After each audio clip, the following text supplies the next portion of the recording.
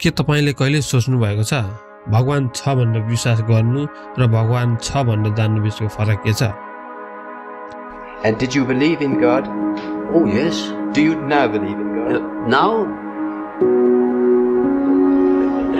difficult to answer. I know. I don't need to believe. I know. यो प्रश्नले 20औं शताब्दीका महान मनोवैज्ञानिक कार्ल गुस्ताव यङलाई संसारभर चर्चाको केन्द्रमा पुर्यायो।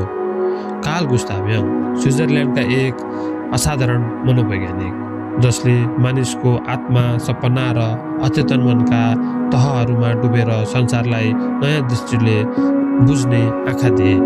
उनी सिगमन्ड फ्रॉइडका सहयोगी थिए, तर पछि आफ्नो पृथक दर्शन एनालाइटिकल साइकोलोजी विकास गरे। उनका प्रमुख विचारहरू भनेका कलेक्टिभ अनकन्सियस, आर्किटाइप, इन्डिभिजुएसन र सिंक्रोनिसिटी जस्ता, साथै यस जेनेरेसनमा प्रयोग हुने इन्ट्रोभर्ट, एक्सट्रोभर्ट शब्दहरू सबै उनकै देन हुन्।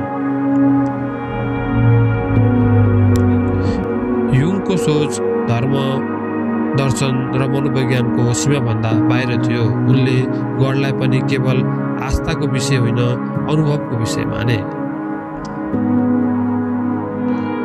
सन् 1959 बीबीसीको फेस टु फेस कार्यक्रममा पत्रकारले युङलाई सोधे, do you now believe in God? युङले मुस्कुराएर जवाफ दिए, I don't believe in God, I no.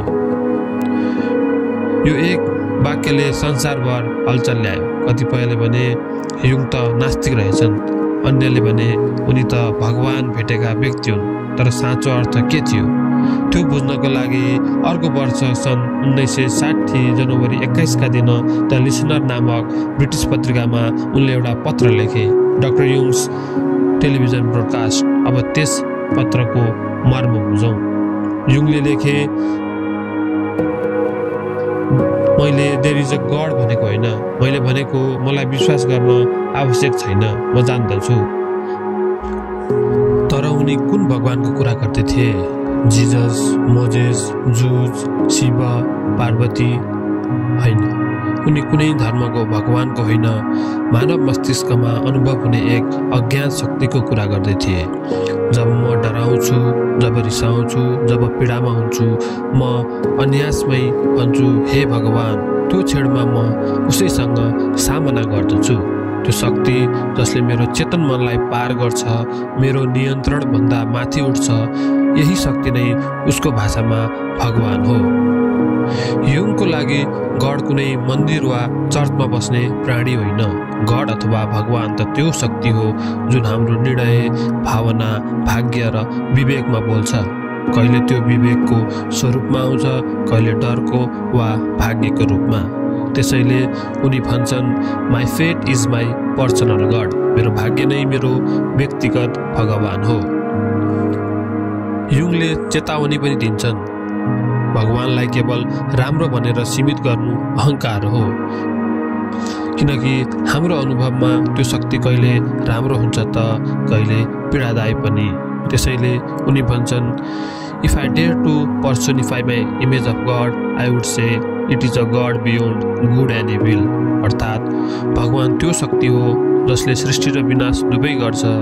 उनी शुभ मात्र होइन, अस्तित्वको सम्पूर्णता पनि हुन्। अन्त्यमा उनले ल्याटिन भनाइ उद्घृत गर्दै भन्छन्, भगवान त्यो वृत्त हुन् जसको केन्द्र सधैँ र सबै ठाउँमा छ, तर जसको परिधि कतै छैन। यो वाक्यले उनले बुझाउन खोजेका सार बताउँछ। गड सर्वत्र छ, हामी भित्र पनि र बाहिर पनि। हामी उनको भाग हौँ र ऊ हाम्रो भाग। आजको दुनियाँमा धर्म, तर्क र विज्ञानका आवाजबीच मानिस अझै अर्थ खोज्दैछ। युङले भने, तिमीले भगवान खोज्न चर्चमा होइन, आफ्नो मनको गहिराइमा हेरेर भेट्नेछौ। उनको I don't believe I know हाम्रो चेतनालाई सम्झाउने एउटा सन्देश हो। भगवान विश्वास होइन, अनुभव हो।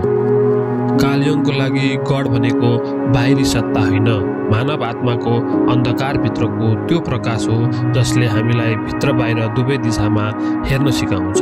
टु नो गड, उनले भने, is to know there is something within us stronger than our self. हामीभित्रै हामीभन्दा निकै बलवान अरू केही शक्ति छ। के तपाईँले पनि कहिले यस्तो शक्ति महसुस गर्नुभएको छ जुन तपाईँको नियन्त्रणभन्दा पर छ? यदि छ भने सायद त्यही नै हो जुन युङले गड अर्थात् भगवान भनेका थिए।